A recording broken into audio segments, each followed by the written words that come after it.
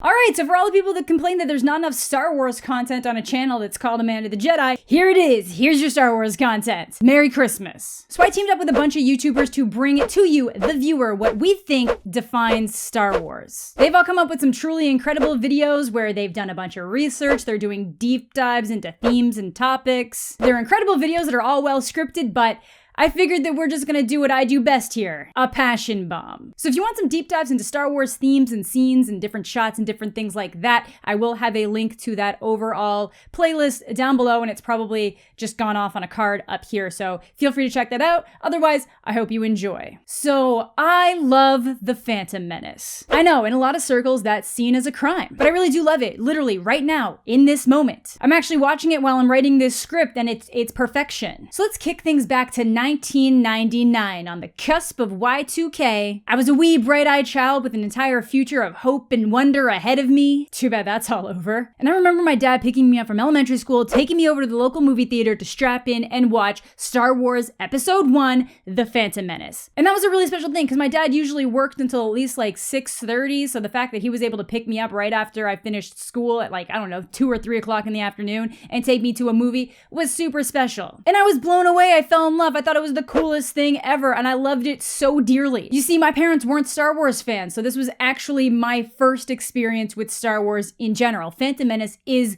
my intro to the Star Wars universe. And goddamn did I love it. Much to my mom's annoyance, because I'm pretty sure she was really happy about the fact that my dad was the one taking me to see it so that she didn't have to actually watch Star Wars. But you know what's even worse than watching a movie you don't want to see? Having an excited elementary school student regaling you with the plot step by step and emphasizing all of the extreme excitement. If you thought George Lucas couldn't keep together a plot with some good dialogue, wait until you have a child trying to reimagine it for you. But I would go on to get lightsabers, like comlink replicas that came with the toys and had little voice comm things that you put inside it, and they would just repeat lines from the movie. You haven't experienced Star Wars until you've experienced Comtech. Figures come with chips, readers sold separately, batteries not included. Fast food toys, Halloween costumes, action figures. I still have the VHS tape prominently featured in my childhood bedroom. And my friend got me this totally badass pod racer clock. I actually just rebought this entire series of books that I had borrowed from a friend as a child so that I could relive the excitement of Jedi training. Because that's what I care about in a Star Wars experience. Lightsabers, cute robots,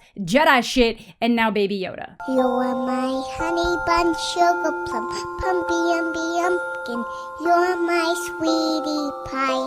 Now that's not me saying that it's a perfect movie. Anytime I watch Phantom Menace with somebody who hasn't seen Phantom Menace before, I start noticing more of the issues with it. And sometimes I feel like some secondhand cringe from some of the things that happen on screen. And the second I realized that, I completely stopped watching Phantom Menace with anybody who hadn't already seen it and typically just shut myself in a nice dark room and a big screen and just totally immerse myself in the beauty that is Phantom Menace. I'm buckling down to Nostalgia Town and no one's taking that away from me. Now there are many critiques of this film, but I think a lot of the main complaints fall into the following categories. I know there's a lot more, but these are the ones I notice people talking about the most. Increased political focus that doesn't always make sense.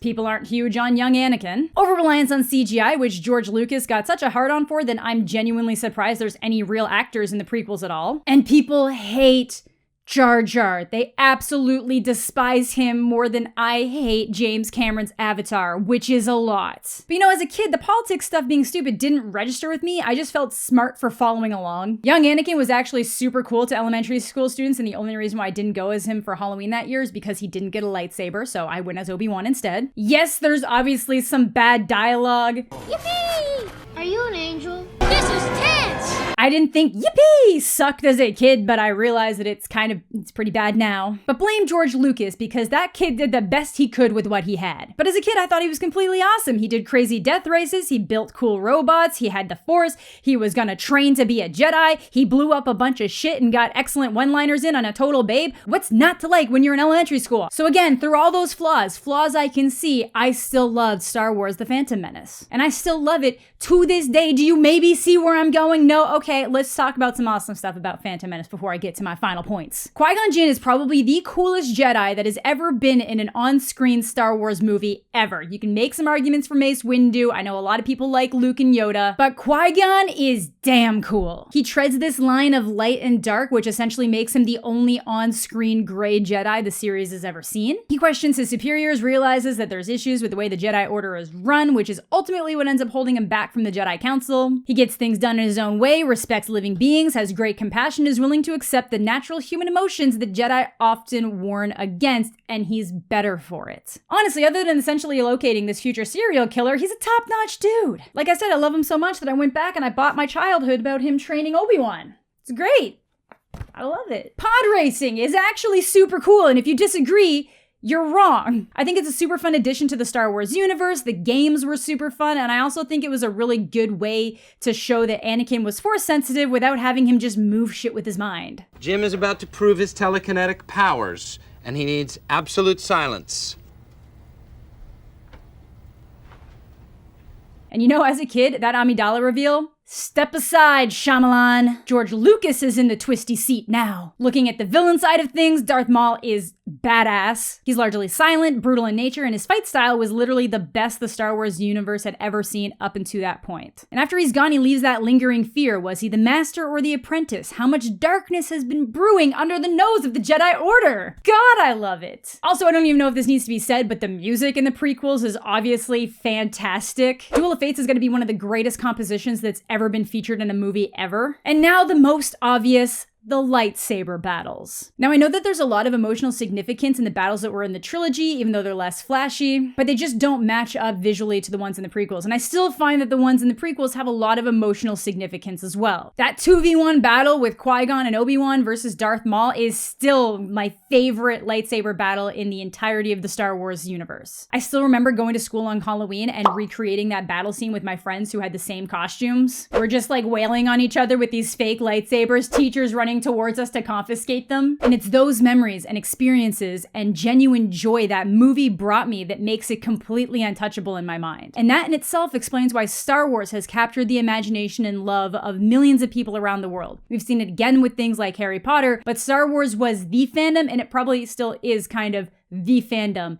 good and bad altogether. And that's pretty much what this is leading to. My counterparts in this series have done an excellent job breaking down individual scenes, themes, and motivations across the Star Wars saga. Others have even discussed how meme culture plays a role. Hell, I almost made this video about Baby Yoda and how he's kind of like bringing the fandom back together. But me gushing over how much I love Phantom Menace, the prequels, and how much they meant to me as a kid is the point I'm trying to make. Because 22 years before my child mind was captivated by the Phantom Menace, millions of other people's minds were captivated by the first Star Wars movie in 1977. And it continued to blow the minds of generations of children and adults for years to come. And we're seeing the same thing happen now with the Disney trilogy, and for all their flaws, they are loved by the same types of minds that we used to be. For the same reasons I love and look past the flaws of the prequels. It's that wonder, imagination, exhilaration, and hope, not in the characters within the film, but within the viewer, that I want to talk about. Because that's Star Wars. It's not the arguments, it's not the debates, it's not the internet fights over what would make the perfect Star Wars movie, because no one's ever going to be able to make your perfect Star Wars movie. It's not the adults who have been bullying actors for years because they don't like the characters they played. It's the imagination and wonder that it instills in children and even adults that watch it. I'm not saying that you can't love something and care about how it pans out, and at this point, I'm pretty sure I've already expressed some strong opinions on Rise of Skywalker, but my favorite Star Wars movie is the one that most people consider to be the worst Star Wars movie. It even gets completely cut out of one of the recommended viewing orders. But that doesn't change how much I love it, how much it affected my childhood, and how much it affected me going forward. I didn't care that the space politics were stupid as a kid because I felt smart that I understood. I didn't care the midichlorians countered what people thought the Force was. I didn't care that Anakin had temper tantrums, just like most people didn't care that Luke was pretty whiny. But I was going into Toshi Station to pick up some power converters. It just isn't fair. Oh, Biggs is right. I'm never gonna get out of here. I didn't care about any of that. And kids today don't give a shit that you think Rey is a Mary Sue. Because they're having fun watching a space adventure, seeing stories from the past intertwined with the present, being captivated by the idea of Jedi and lightsaber battles in the Force, sharing those experiences with their parents who grew up watching Star Wars just like they are now. And that's the lasting effect of Star Wars and what I think defines it.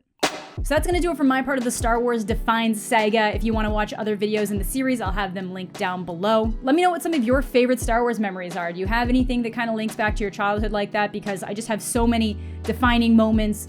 Just the, the time spent with my dad, the time spent with friends, just so many amazing moments like that that stand out so many years later. Literally 20 years later. So I hope you all have a fantastic day, fantastic holidays. But thank you so much for watching. Have a fantastic day, and we'll catch you all later.